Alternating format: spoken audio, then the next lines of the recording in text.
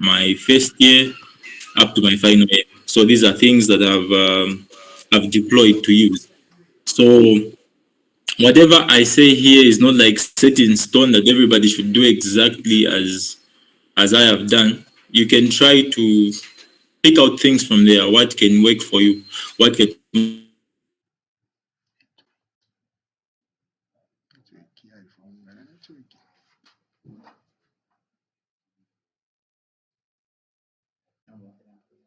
Nani? Ni za mtu.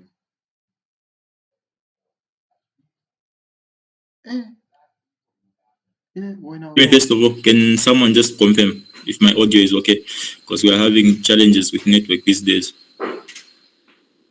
It's okay? Okay. All right. So, okay, good. We can jump into the presentation then. I don't have much time. They've given me only, is it 30 minutes or so? Maybe I'm even going to be done maybe in much less time than that. So I'm sharing a screen here. There's a PowerPoint that I'll be using. So I'll just be talking about academic success strategies, as in what methods can you use to achieve excellence in your academics? How best do you navigate your academics? So I myself was also through Beng too. So I have the same experience that you guys are about to go into. So how do you achieve success in academics? So there's a number of points that I've come up with to share with you. So I've broken them down into the about 6 or so. So one of the first things that helped me in my academics was the area of planning. I think this is something that most of us tend to neglect, so to speak, at times, because we just want to go about our studies as the flow allows, as the circumstances arise. But one of the key things that really helped me with my studies was the planning aspect. So mostly what I do, especially at the start of the academic year, I'd make sure that I get a hold of the course outlines for each course, just so I can have an idea of how much workload I'd have to put in. Because the thing with Beng 2 is it's not so much that the content itself is too hard. The challenge comes in because of the amount of time that you're given to actually learn a lot of things at this in a short amount of time, which is something that you may have also seen from your first year. You find that the content is not so hard, but the challenge comes in because it's too many things for you to do within a short period of time. That is what creates challenges for people. So for me to get ahead, what I do usually at the start of the academic year, I'll get a hold of the course outlines. I'll see each course to see, okay, how many topics am I supposed to cover in each course? So you see that maybe one course maybe has got 10 topics that you have to cover, another one maybe will have 12, 13 and whatnot. Then from there, the total number that I have, I'd also also putting into consideration the advice that I'd get from seniors that had gone before me. I'd make sure I know as in how many topics am I supposed to do, let's say before the end of term 1 tests, before they come. So you find that maybe by the time you're getting to your term 1 tests, but maybe you just do maybe 4 topics, 5 topics, it depends, because some lecturers would want you to write their tests early in or by the end of term 1, others maybe it will be early in term 2. So I'd get those course outlines, consult with others to see, okay, how many topics am I supposed to do between now in December up to the time that I'm going to have the test. And once I have that, I'll now come up with a plan now to say, okay, I have so many topics in so many courses. How many topics am I supposed to cover in each week for me to be able to go through all this content and master it by the time maybe I'm getting to week 8, because most of our tests come in maybe week 9 and week 10, between those 2 times. So once I do that, I'll break it down now to the month, how many topics am I supposed to do in each month. Then I'll break it down again to the weeks. Once it gets to the weeks again, I'll plan ahead on certain days to say, okay, I've got a study timetable on this day. What am I supposed to cover? How many topics am I supposed to cover? So usually maybe I do one course or two courses in each day, depending on the topic that I'm doing. If it's not so bulky, maybe I'm going to do two courses with two different topics. But in most cases, it would just be one topic for me to be able to fully go through the whole content and finish it.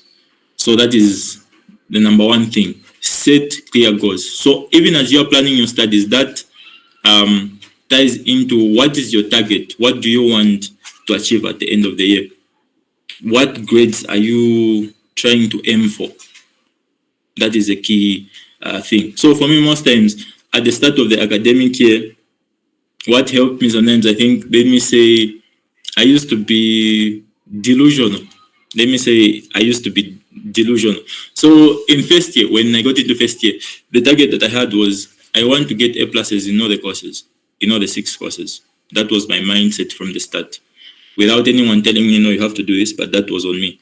So from that, I was able to get 4 A pluses from the other courses. Oh, then for the other 2, I had A's. So you see that the higher you set your targets, the better you are driven to actually follow through on that. So even at the start of Beng 2 as well, I was delusional enough to say I want to get A pluses in everything. And we have 8 courses. But from that high target that I'd set, by the end of the year, I was able to have A pluses in 6 courses. For the other 2, maybe there was, I don't know if it was a B plus, the other one was a C plus, between those 2. So you should have it in your mind already to say, what do I want to achieve by the end of the year? So once you know your targets, also look at how much content should I cover for me to be able to reach these goals that I have set. So you break it down to months, you also break it down to weeks, and you also set daily targets for your studies as you prepare for your tests and the exams. I don't know, are you still able to see the screen? Can someone confirm? You're able to see the screen? Okay, good.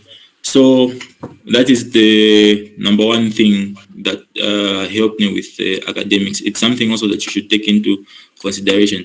First of all, you set your target.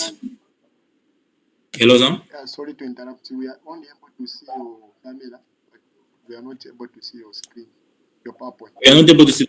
Oh, yeah, that is what I was asking. So, okay, let me show it again. I think maybe it was a network challenge. Sorry for that. Okay, you can see the screen now? Yes, we are able to see now. Oh, okay. All right, thank you. So yeah, that is the screen. Number one thing that you have to do is setting clear goals and planning your studies ahead. Okay, so that is the first thing. Second point, begin your studies early. I think this is a weakness that most students have. By the time you're getting to school in December, you do your registration and everything. You are relaxed first of all, because most times in December when you go there, maybe you just learn maybe for, is it 2 weeks? Then there's a break in between, the Christmas break. Then you come back in January. So the mindset that people have is that learning is going to start in January, and with that same mindset as well, they do nothing in December. December is just for chills and enjoyment, which tends to affect other people. But for me, what helped me was I'd always make sure that I start my studies early. As soon as I go to school, I do my registration. My work would begin from there. And this was not just the kind of studying where you dilly-dally, maybe you just do a bit here, do a bit there. It was serious studying. I'd be disciplined enough to follow through on that plan every day. Maybe for the exception of the weekends, maybe Saturday, Sunday, especially when I just go there in December. So starting early with your studies is going to give you an advantage because you'll be familiar with most of the things even before the time for serious you to better able balance the workload that you're going to have. Trust me, in as much as you may have thought NQ was overwhelming, Beng 2 is much more overwhelming than that. You have 8 courses, and each of those courses is very demanding. And on top of that, maybe you're going to have more assignments this year. Yeah, maybe even some projects in certain courses that you have, especially like for applications. Maybe you may have a certain project that you do there, depending on the lecturer that you have. So make sure that you begin early.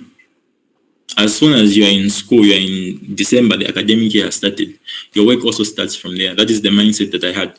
From my first year up to my final year, every year I would do that. As soon as I get to school, it's serious business, serious studying, serious studying. For others, maybe it may not be so much for you. It may be a huge jump, but try to do something even in December. Don't just go with the flow. Don't just be too relaxed, because the problem is if you become too relaxed, it's going to bite you back, especially as you are going into term 2, because term 2 tends to be the most demanding. By the time you're getting to the end of term 2, there's more assignments. Again, there's tests. Before you even set your priorities straight, you find that you're in term 3 and early. Get a hold of everything when you have planned.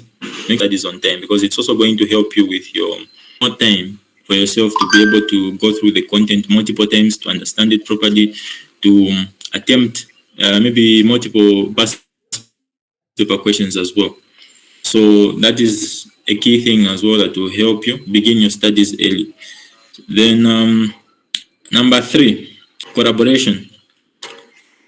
I cannot understate the importance of working together as a team with other people, because I have grown to learn this. We have different strengths. Different people are equipped with different strengths. You find that from your courses, maybe someone is going to be much more stronger in mathematics, maybe it's in statics and dynamics, maybe the other one is going to be much better in electrical and electronic principles, maybe someone among your circle is going to be much better at engineering drawing. So the whole idea is you try to tap into each other's strengths. You try to tap into each other's strengths. This is something also that I used to do. If there's something that I don't understand properly and I've seen that there's someone who is much stronger at that, I would approach that person.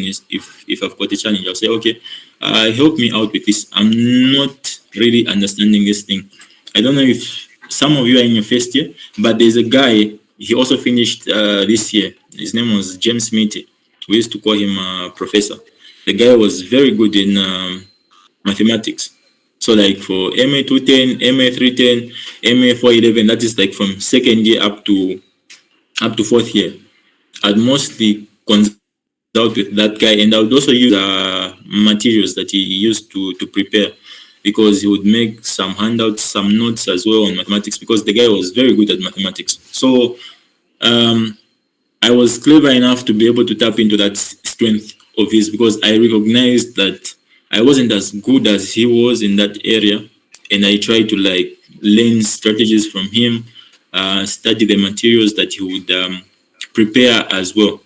So make sure that you collaborate with each other for success.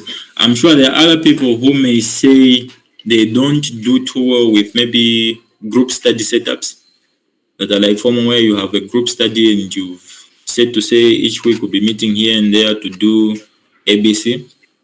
For some people, maybe they may not subscribe to that exactly, but even if it's not that, you should have that openness to be able to like learn from others.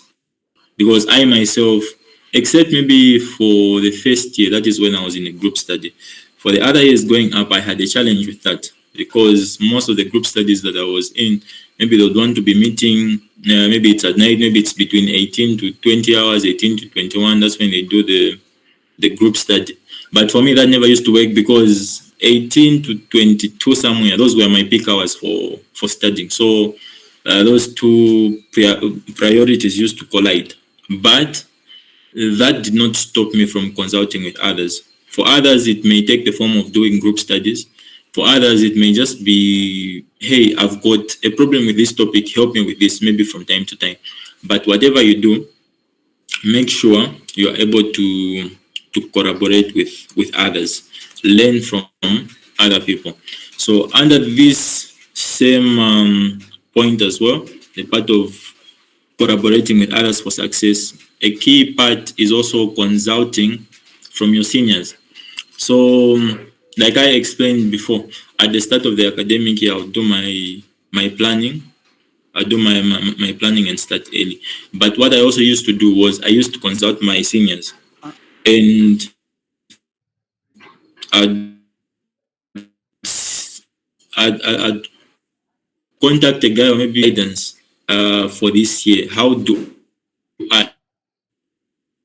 I go about this year? So those mentors will help me in each course. They'll tell me to say, okay, maybe for EG 231, the book that you have to use is RC Hibla. That is like for statics and dynamics. Then they also share tips with you to say, for this course, you can use this YouTube channel. This guy teaches better on YouTube. You'll be better able to understand these things.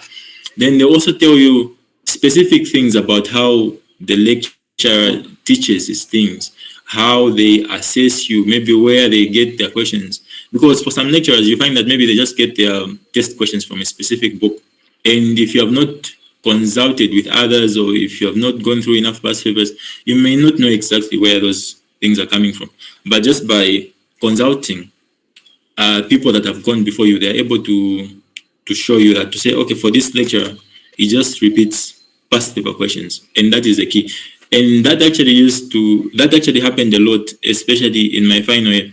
There was one course taught by a lecturer called Mr. Mugala.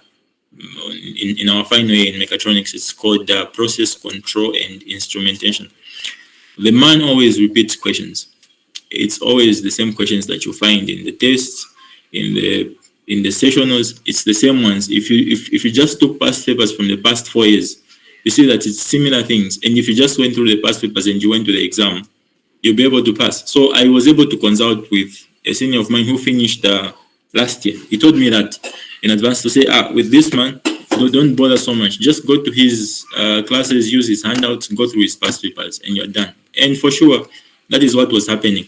So that helped me to direct my strengths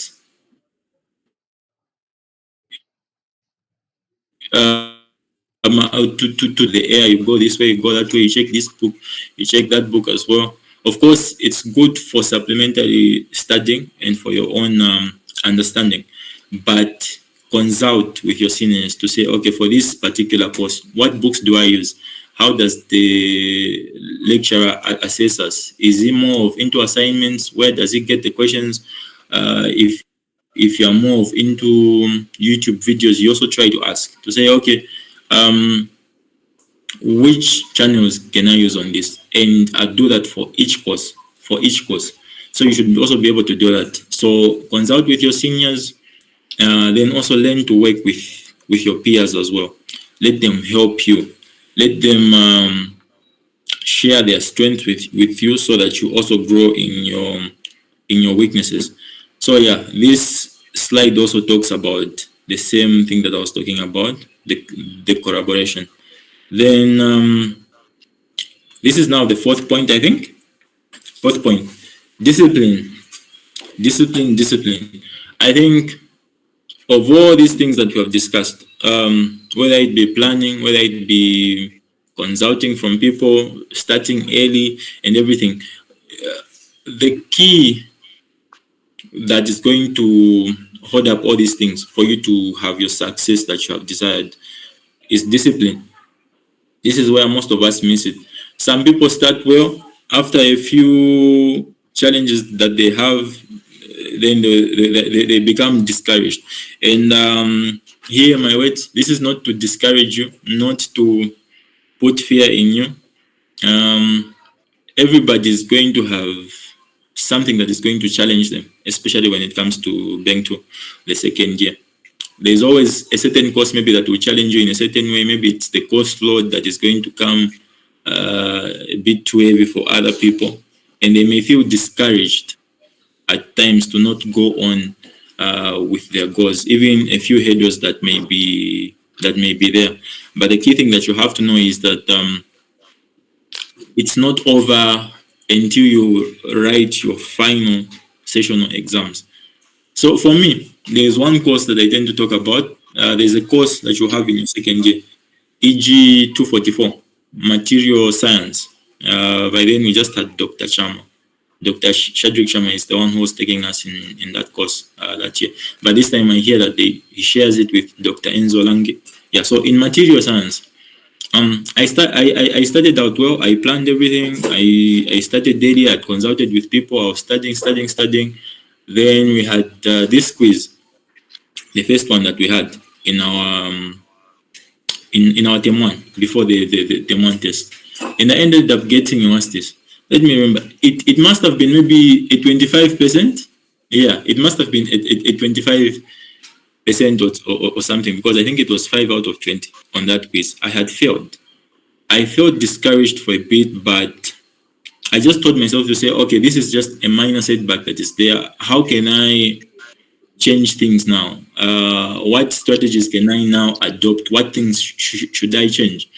So from there, I try to like study more, be more prepared, go through more questions and everything. Yeah. So even in my first test, the test one, I think maybe it was 70% or something. Maybe I got something like a 70%. I can't remember the grade exact. Between 65 to 70%. Those two. The test two as well. The test two, I think it must also have been in the range of 60 to 70. But because people didn't perform so well in that course that year, he gave us a redemption test, a third one. So what he did was, from the 3 tests, he said you'd pick the best 2. So in the redemption test as well, I think if I got to 80%, I'm not too sure, maybe between 75 to 80%, somewhere there. But at the start of the academic year, I had said, I want to get an A plus in this course. In fact, A plus is in all courses. So despite all that was happening, I just kept at it. I just stayed disciplined enough and continued putting in the effort, studying, going through papers and everything. And by the end of the academic year, I was able to get an A plus. That is mainly also because I performed very well in the sessional exams, because of the preparation that I had, the consistent discipline that I had to put in, considering all other things that I had put in the background, like the planning, starting early and everything. So the key thing is consistency beats intensity, because I've known of people who only maybe study three weeks or so before the actual test. They're able to also get certain results. Of course, other people may perform very well, but it's a very bad idea for you to leave work to the last minute and just try to pull off one because of your talent at the end. Because Beng 2 is quite overwhelming. There's a number of things that may be too much for you if you take that approach. It may not be it may not be the wisest thing for you to do. So be consistent in your studies, even as you start early. The little you do every day is going to compound to something much bigger at the end. Rather than just waiting for work to power up at the end, be disciplined enough to go with it, step by step, day by day. You do little by little. You find that by the time you're getting to the test, you have done a lot. You have understood a lot of things. So consistency should be there, and for you to have consistency, you need to be disciplined enough to your plan. because this discipline part is all about you. It shouldn't be about someone else trying to push you to do certain things. Remember that Beng 2 is also non-quota. You're in a competition. You're competing against others. I know there's some of you here who would want to go to civil engineering, others who want to go to mechanical, others want to go to electrical electronics, others want to do mechanical. There are people who want to do telecoms, there are others who want to do mechatronics in engineering. It's a competition as well. And you've seen already what has happened this year. The cutoff points for being at like 18 points. So it means a lot of you performed very well. And based off that evidence that you have already, that you are capable of handling CPU and performing very well as well, I want you to take the same mindset even as you go into your second year. It's a competition that you are in. So put your best foot forward and give it the best that you can. And what is going to help you with that as well? Start early, be consistent, have the discipline to be able to follow through with your plan and the goals that you've set for yourself at the start of the academic year. Because if you laze around and you don't do the required work and whatnot, you'll find yourself in a program that you never wanted to do in the first place. So give yourself the best shot.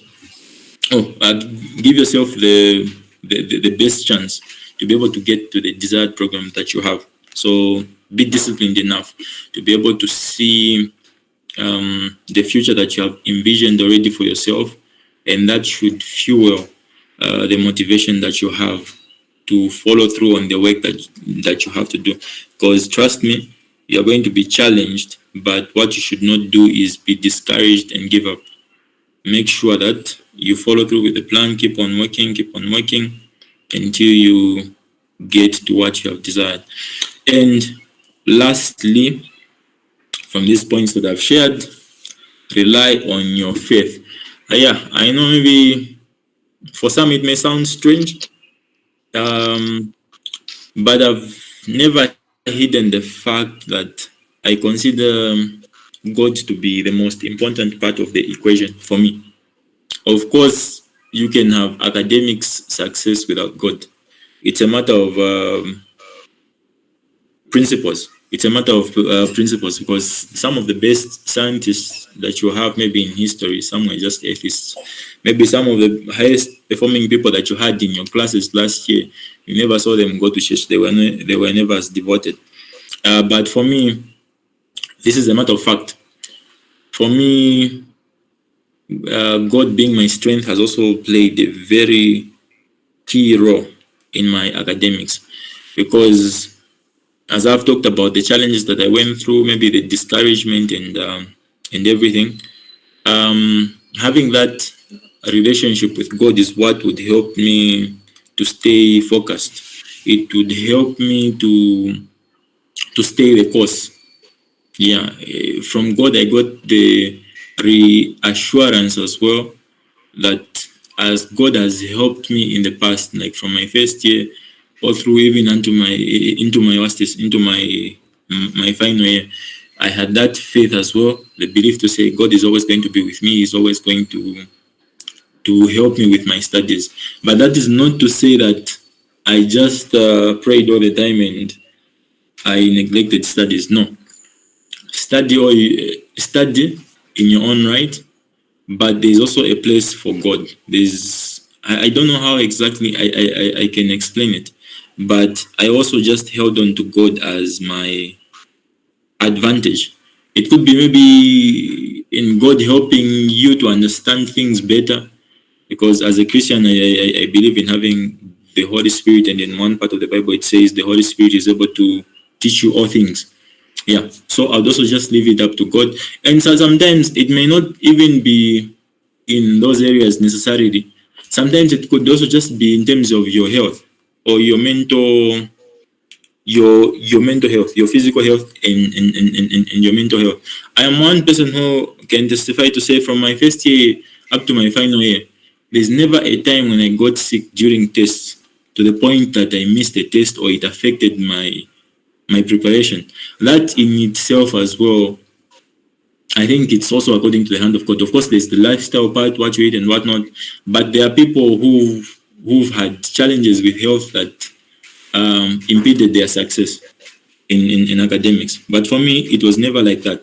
Again, it also has to do with your mental health. God is also able to be your source of strength, because no matter how overwhelming school may become, just having that time with God to meditate, to pray, you find that there's so much encouragement in that. Your spirit is uplifted and you'll be better able to proceed with your academics. So God helps us in different ways. It could be with your mental health. It could be with, for other people, they justify to say sometimes there's just this push in my spirit to say before I'm writing this test, there's this thing that I have to study or other things. People say it in different ways. But yeah, I don't think you should neglect your faith because of academics, no matter how challenging school may be. Always put God at the center of it, because I think it's only in Him that we're able to find all success. Every good thing comes from Him. Yeah. So I think that was the last one. Thank you very much for listening to my presentation and the few things that I've shared that have helped me in my academics. Remember that you are just getting started now. This is at the start of the academic year. Make sure that as you start, you start with all your strength, put in your best, commit your plans to God as well, so that by the end of the academic year, maybe we'll have the testimonies to say God came through for me in this way. No, there's someone who taught me this and this. I collaborated with people. No, I planned very well and it helped me in my academics. And hopefully you guys are going to go to your preferred, what's this, courses, no, not courses, I mean your programs that you have desired, because from among you we have our civil engineers, our mechanical engineers, the electrical engineers, the mechatronics, the electromechanical, the telecoms. All of you are here. It's just a matter of now starting well. Start well, no matter the challenges that you have along the way. Stay the course and make sure that you finish well. Yeah. So that is all from me in the presentation. I think in the next thing on the agenda, I don't know if it's the Q&A, Mr. Ebo. I'm done for my part. You direct us on what next we are to do.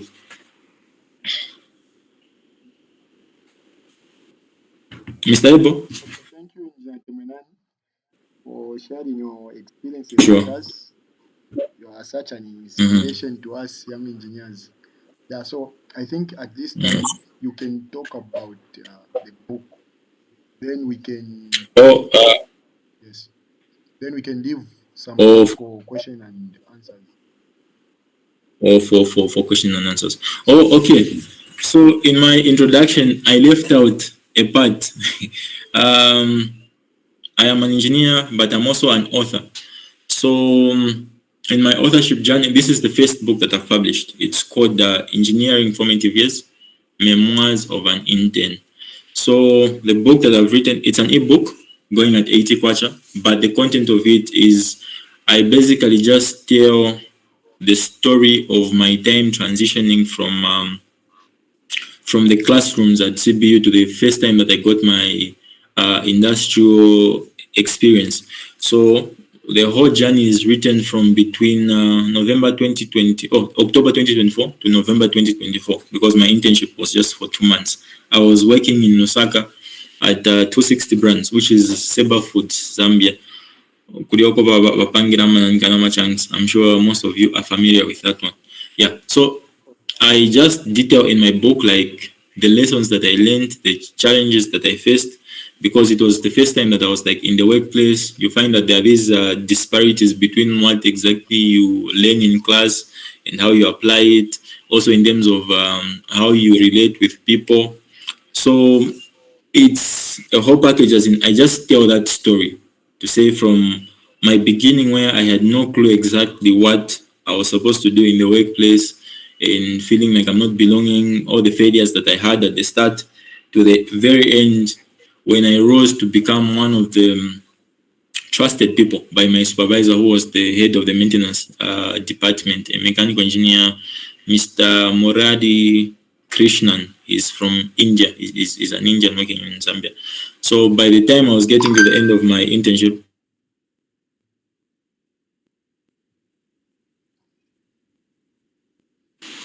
because of how competent I am. Not that I had started that way, but because of the planning. So I've got that book. I'm sure Ebo will be able to share my number in the same. Those of you who may be interested to know more, you can contact him. I'm sure he'll give you my number, then we can talk further. I'm sure for now, let's get more into the question and answer session so that I can answer your questions, guys. Attend to them. Sure, thank you. Okay, thank you, engineer. Yeah, so Okay, sure. it's a very good book. I've read it. Yeah, it's a very good book. I'm yet to give a review, so I highly recommend that you also do as wise. Yeah, it gives a lot of insights about industry transitioning from school into industry. So I highly recommend that you guys get a copy. Yeah. Not Okay, sure, so sure. at this point, we'll take about four questions from all of you, two girls and two boys. Yeah. Oh, you just want to do two questions or Okay, four yes. questions? I mean. Okay, we can under 10 minutes or so. Oh, okay. All right. Then. Okay. So and you can start asking questions, guys. Okay. I'll be taking two at a time. So you ask two questions, I answer, then we get two more like that, so that I'm better able to keep track of the same questions. Okay. Okay. Okay. Mohau Kawina. This one sounds like the one we were with Oceanic Fellowship. Okay, you can ask your question. I'm the one, yes. Oh, ah. Okay, you're fine. Yes. All right, all right. How are you handling uh how are you handling school when you're writing most term one in term two? Personally, it was a bit challenging for me at non quota because it's a bit confusing. You're going to class, you're learning, but now since Beng 2 is more Mhm. handling situation to balance studying for what you're learning in class, studying the other things you learn too for the test, showing up for labs. I don't know if the lab like Oh, okay. You're saying how do you balance? Okay, could you repeat your question? I think it was the network at the start. How you balance learning, labs, and preparing for tests? That is the question. how do you balance the situation when you're writing test once in term two at the same time learning you have to be Oh, you have to be attending to the other schoolwork. Oh, okay. All right. I've gotten that question. Okay. So someone else can ask the next one, then I'll answer the two. overwhelming. How are you? Oh, okay. All right. All right. I've taken that question. Then the second one, the second question. The second question, who do we have? Engineer, but you can assist me. I don't know who is supposed to ask the second question. Okay, let me check. Let me check. Hello?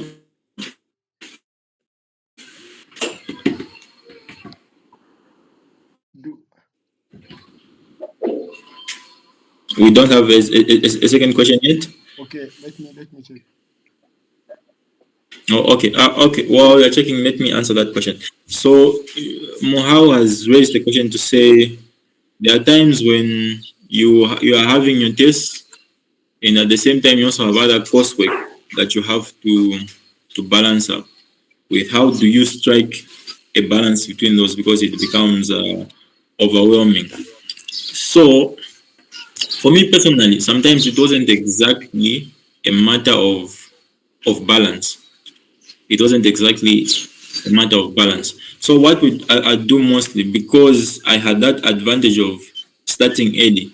By the time that I'm getting to the test, like in term two, I would make sure that when the time for tests comes, I would focus more on just the tests to be able to be done with those. Because what gave me an advantage was, even if we are learning certain things for the first time, I would have studied them before. So in that period, maybe it's the 1 week or 2 weeks when I'm preparing for other tests, I was able to set that aside for a time and just go all in into just the test, because I knew that in as much as there's the aspect of trying to balance what you're learning now in class and the test, your performance on tests is sort of written in stone. So when I have tests, my focus will just be on the exam that I'm having.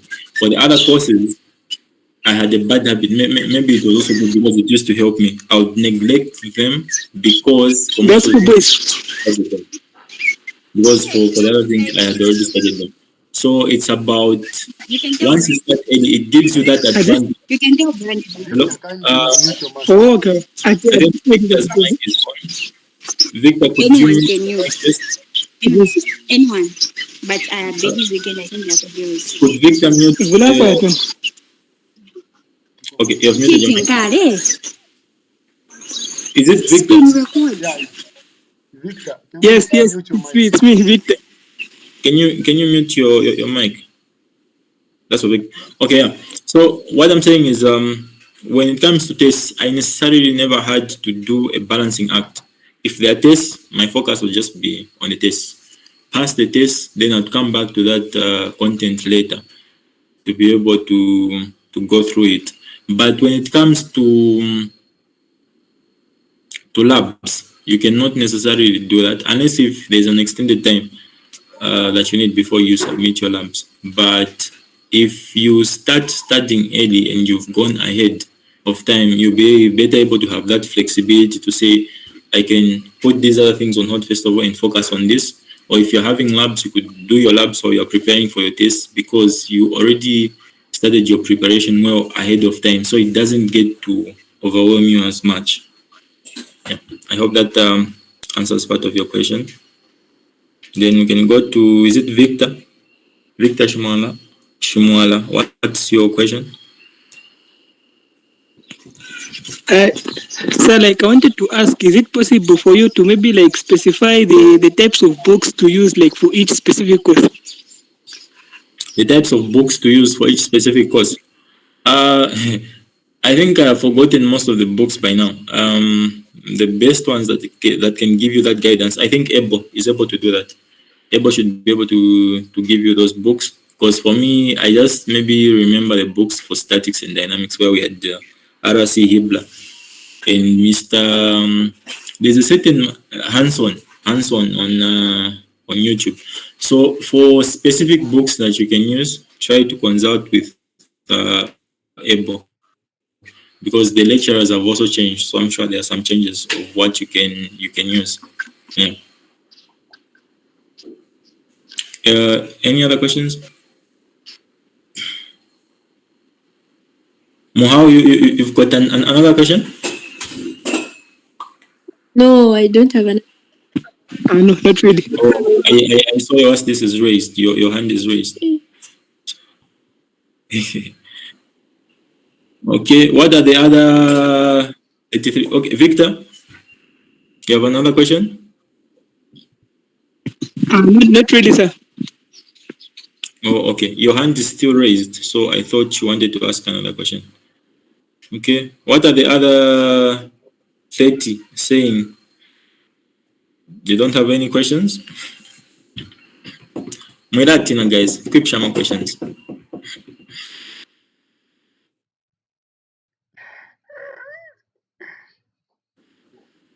Nkuzi.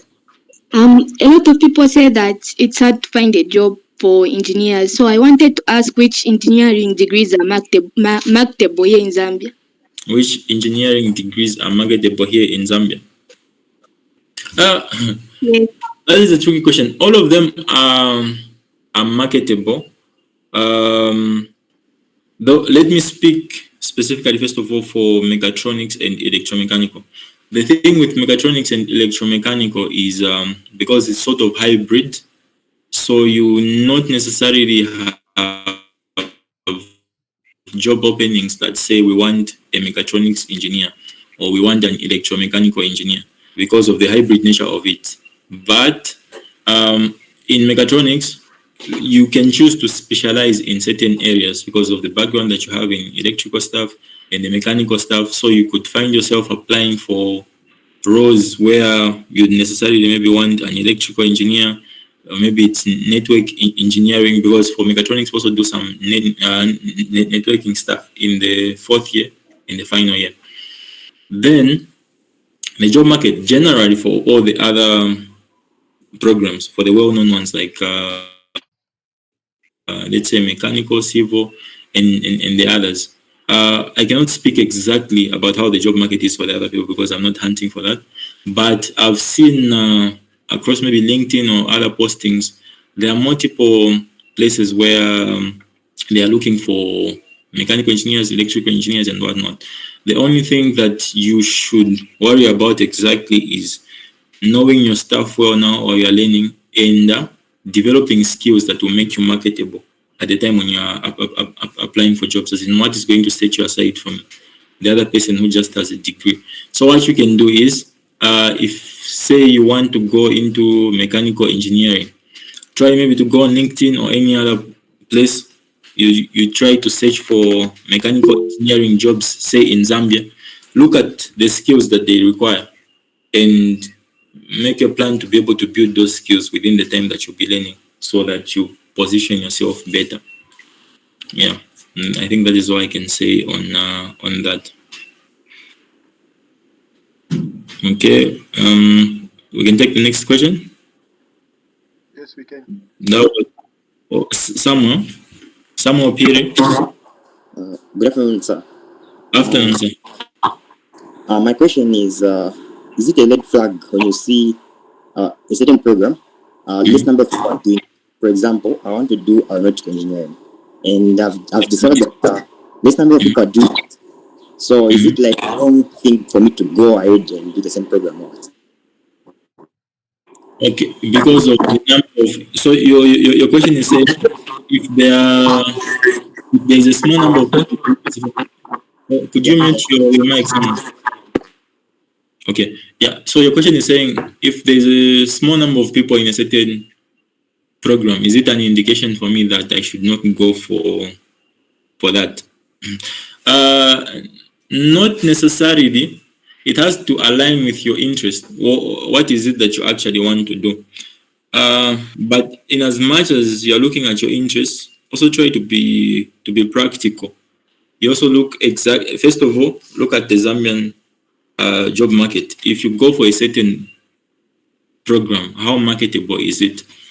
Because let's say, let me take the case of aeronautical in engineering, not necessarily to shoot the program or whatnot. I think it's much more difficult for those guys to go into industry and find work unless you've got very good connections, because most of them, if they are branching into aeronautical engineering, either you have to do further studies and go into lecturing, or maybe if you want to apply that degree well, you would have to go abroad. If it's in Zambia, I mean, you're going to work in roles where you're working as an aircraft maintenance engineer or a maintenance technician. But there's another school again in Lusaka, it's called ZASTI, where they train people specifically for that, for aircraft maintenance. So you find that they are disadvantaged from the start unless you are exploring those other avenues where you do further studies. Maybe you want to branch off into mechanical engineering roles, because for them they take a lot of courses which are similar to what people in mechanical engineering do. So you could take that route afterwards to branch off into mechanical engineering, or you could do your master's if you want to go into lecturing, or if you've got very good connections, you could find your way in a few companies. But there is that limitation. So in as much as you're looking at your interests, also look at it from a practical point of view to say, once I get this degree, what routes am I supposed to take exactly for me to be able to have something for myself in terms of a job, or maybe it's in terms of a business as well. You have to look at those things. Yeah, I hope that answers your question as well. All right, okay. I think maybe we can take one last question.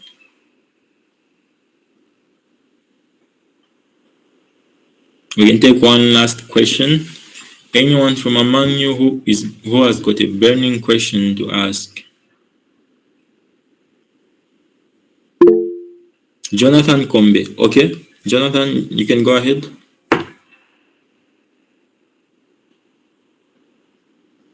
Good afternoon.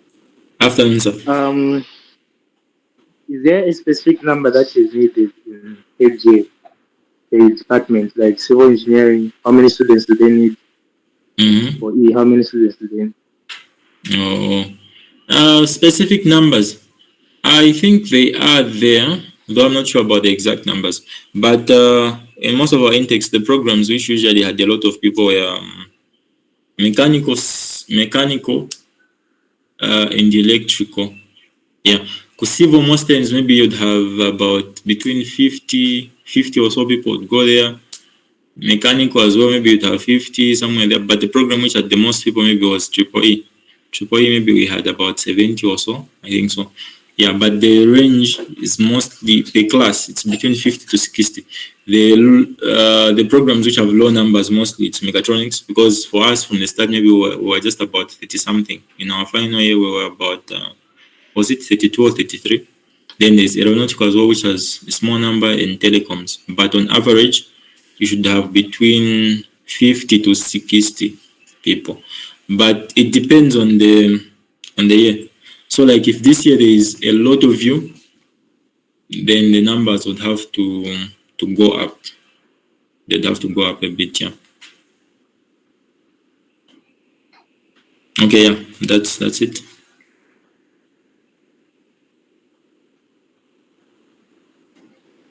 Okay, Mr. Ebo, I'm sure you now jump in to give us the final remarks. Okay, thank you, Engineer Temwenani. Oh, sure. Thank you for sharing your experience and your Mhm. insight. We have really learned a lot. Oh, sure, sir. I myself have learned about discipline, collaboration, Mhm. and what and faith. Yeah. So Mhm. Oh, thank you very much. We appreciate because we know that you are busy, but you spared your time to be with us. no, not necessarily. Anyways, no, not necessarily busy, but thank you for this opportunity. I do not take it for granted that you were able to reach out and give me the opportunity to speak to you guys. Thank you very much for that. Right. Thank you. Okay. So to Sure. our Beng 2 students, we hope you enjoyed the today's session. Keep working hard, Mhm. pursuing your dreams, and thank you for joining. Have a good day. So All right, sure. for those that are interested in the book, I'll post the numbers in the group so that you can contact Mr. Temwenani directly. Okay. Okay, All right. Thank you. sure. All right. Thank Sure. you. See you guys. Thank you.